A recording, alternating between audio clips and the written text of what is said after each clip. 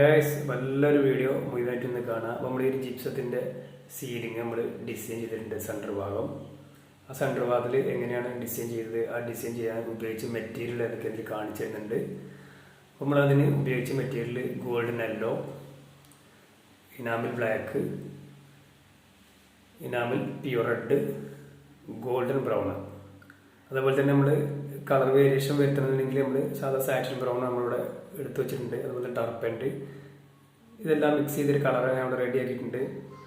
അതുപോലെ തന്നെ ഈ ജിപ്സൻ്റെ സെൻറ്ററിൽ വരുന്ന ഈ സീലിംഗ് ഭാഗം, അതുപോലെ തന്നെ ഒരുപാട് ഭാഗങ്ങൾ വരക്കുന്നതിൽ കാണിക്കുന്നില്ല, കുറച്ച് വാച്ചിട്ട് കാണിക്കുന്നുള്ളൂ. വരക്കുന്നത് വീടെടുക്കാൻ ആരും ഇല്ലാത്തതുകൊണ്ട് ഞാൻ തന്നെ സ്വയമാണ് ഡിസൈൻ ചെയ്തത്. അതുകൊണ്ട് വീഡിയോ എടുക്കാൻ വ്യക്തി ഇല്ലായിരുന്നു, അതുകൊണ്ട് വരക്കുന്ന എടുത്തിട്ടില്ല, ക്ഷമിക്കണം. അതുപോലെ തന്നെ ഈ ഒരു വീഡിയോയിൽ കാണിക്കുന്നത് കുറച്ച് ഭാഗം വരച്ചിട്ട് ഞാൻ നിങ്ങൾക്ക് മുമ്പിൽ കാണിക്കുകയാണ്.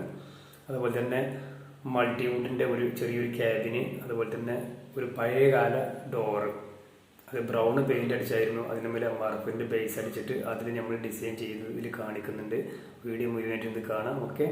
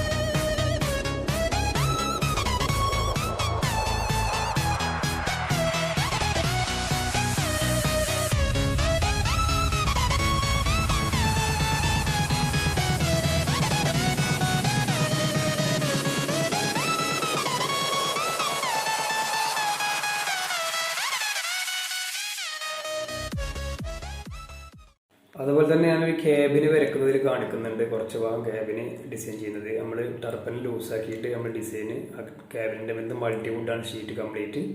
അതുപോലെ തന്നെ പഴയ ഡോറ് വരച്ചതിൽ കാണിക്കുന്നുണ്ട്. അത് നമ്മൾ ജസ്റ്റ് വാഷ് ചെയ്തിട്ടാണ് നമ്മൾ ഡിസൈൻ ചെയ്യുന്നത്.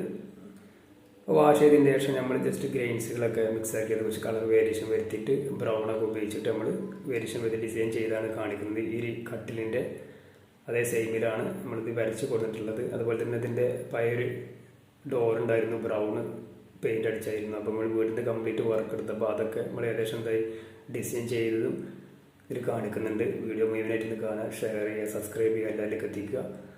അപ്പോൾ ഇതുപോലെ വരയ്ക്കണമെങ്കിൽ എൻ്റെ നമ്പർ ഞാൻ ചാനലിൽ കൊടുത്തിട്ടുണ്ടെങ്കിൽ വിളിക്കുക.